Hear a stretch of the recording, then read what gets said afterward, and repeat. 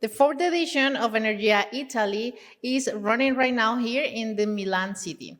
Of course, we're talking about the most important companies that you are talking about the energy transition, and we have the pleasure to say hi to Guido Omodeo. He is the country manager of Smart Energy. Guido, welcome to our microphones. Thank you very much. It's a pleasure to be here, and it's a very nice venue. Finally, at this fourth edition of the Energyear. Guido, I want to start talking about what they say in the initial panels. They were talking about the whole panorama in Italy. How do you see it from the renewable energy sector? How is growing the sector? How do you see it from the company?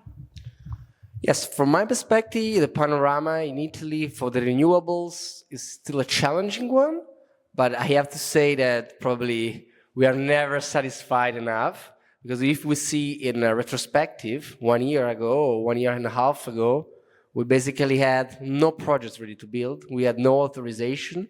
And some international investors were even wondering whether some ready to build would have ever arrived in the Italian market. Now we have proved, we can show that we have a lot of projects. We start to become ready to build.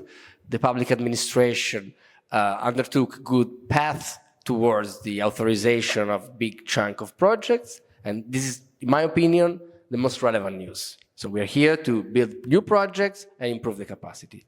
Of course, the challenges, especially from a permitting standpoint, are not over. Especially they're always changing a lot. So it requires a lot of effort to be on top of those changes, and even more effort to explain such legislative changes to the international community within the renewables. But I have good faith that the path is the good one, and we are here to pursue it. You just say something about very important about the challenges of the sector.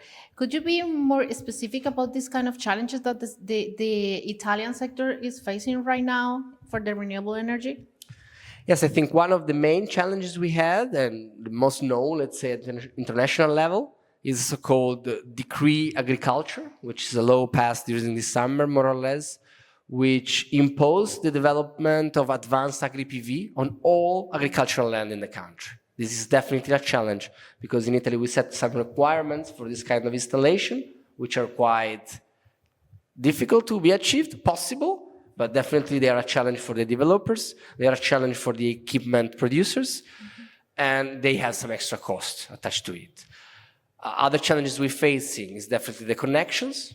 We're getting a lot of saturation within the transmission grid. Mostly it's a virtual saturation, because we have a lot of application for the connection which are not necessarily turning into real projects, but those are things that as a developer we have to face on an everyday basis and adapt our strategies to cope with such challenges. And talking a little bit about the challenges and focus more in the company, what are the most important developments that the company are having right now to impact the sector and to overcome these kind of challenges? Yes. Well, first of all, we've been in due time also diversified our project portfolio for renewables from especially a geographic perspective.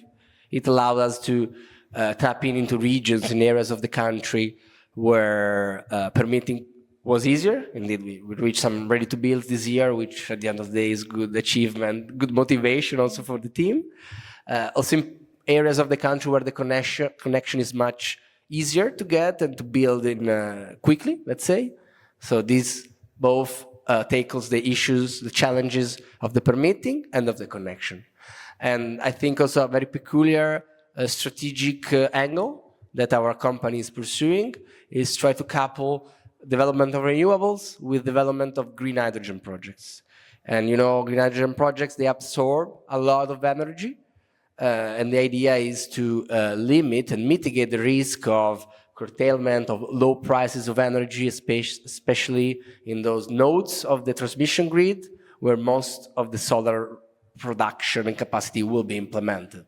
So it gives more value to our green electrons and avoid to, let's say, waste this energy that we have installed that, you know, could face some oversupply issues in the future.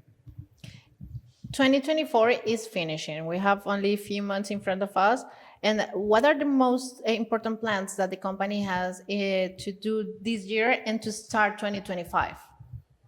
Okay, so 2024, let's say, has been the years of some authorization for our company in Italy, and the plan for 2025 is definitely to start some constructions of the plant, keep developing, notwithstanding the uncertainties that we are all facing, but this is something that we are able, I believe, to handle and mitigate and manage, and to especially couple the development of the whole sector of renewables in Italy with a boost in our company's development of green hydrogen. Because, you know, green hydrogen only works when big capacity of renewables is installed or is about to be installed. So we want to strengthen our position in the green hydrogen area, and also especially in the e-derivatives area. So these e-fuels, for example, the e-synthetic sustainable aviation fuel, which we are already investigating and investing a lot in Italy. And thanks to these good developments of the renewables, we are confident that will be the next big step we're making in Italy next year. And last but not least is about the event.